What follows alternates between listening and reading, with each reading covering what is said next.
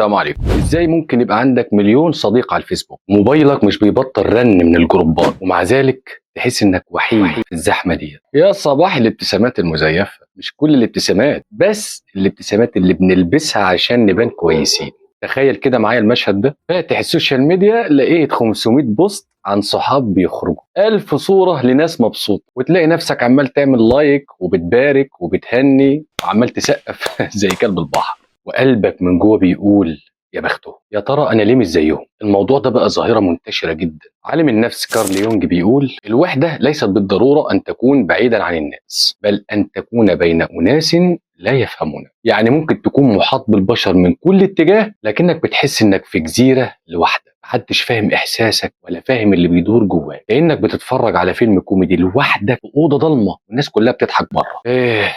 انت معايا؟ سرحان في ايه؟ خليك معايا. ليه بنوصل للحاله دي؟ ليه الفرحه احيانا بتبقى فوتوشوب؟ كل واحد فينا بقى عامل زي الشركه، عنده براند شخصي لازم يبيعه للعالم، لازم نبان مبسوطين ناجحين عايشين حياه ولا في الاحلام. يعني لو واحد اتخانق مع مراته مش هينزل على الانستجرام يقول انا بائس، لا، ده هينزل صوره لفنجان القهوه بتاعه وكاتب عليها صباح الروقان. يا ولا روقان برضه، ما هو لازم يحافظ على منظره قدام الكل، حتى لو من جواه مهربد. ما يعرفش ان التايم لاين بتاع مراته كله بوستات تلقيح على الزوج الغدار، والناس كلها عرفت انه رقعها علقه. المهم، كتير من علاقاتنا بقت مجرد معارف سطحيه، بنعرف اسماء كتير بس بنفتقد العمق. زي طبق الفاكهه المشكل، الوانه كتير وشكله حلو، بس تيجي تاكل منه تلاقي طعمه ماسخ. بنخاف نبان ضعاف او نبان مش اجتماعيين او نبان ان احنا عندنا مشاكل لا سمح الله يعني، فبنفضل نحبس مشاعرنا السلبيه جوانا، وكاننا بنعمل فلتر لارواحنا علشان نبان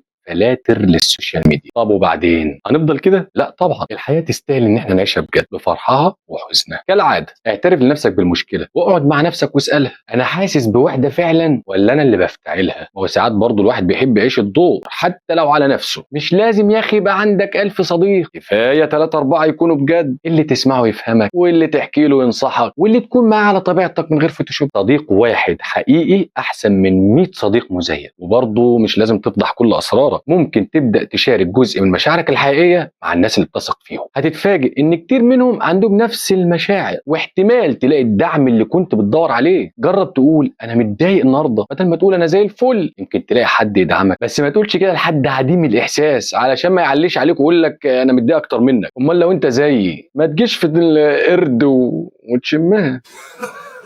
ادي لنفسك استراحة محارب. ممكن تكتشف ان السعادة مش في عدد اللايكات ولا في كام صورة انت نزلت، انما في اللحظات البسيطة اللي بتعيشها بقلبك مش بعدسة الموت. خليك فاكر دايما ان الحياة مش مسابقة مين الاسعد على السوشيال ميديا، الحياة هي رحلة بنتعلم فيها، بنفرح وبنحزن، بنقع ونقوم. اهم حاجة ان احنا نكون صادقين مع نفسنا ومع اللي بنحبه. ما تخليش حياتك مزيفة. السعادة الحقيقية بتيجي لما بتكون انت مش نسخة مزيفة معمولة بالفوتوشوب. ما تنساش بقى اللايك والشير والسبسكرايب، وقول لي في الكومنتات هل حسيت بالوحدة دي فعلا قبل كده رغم علاقاتك الكتير؟ اشوفكم الفيديو الجاي ان شاء الله. السلام عليكم.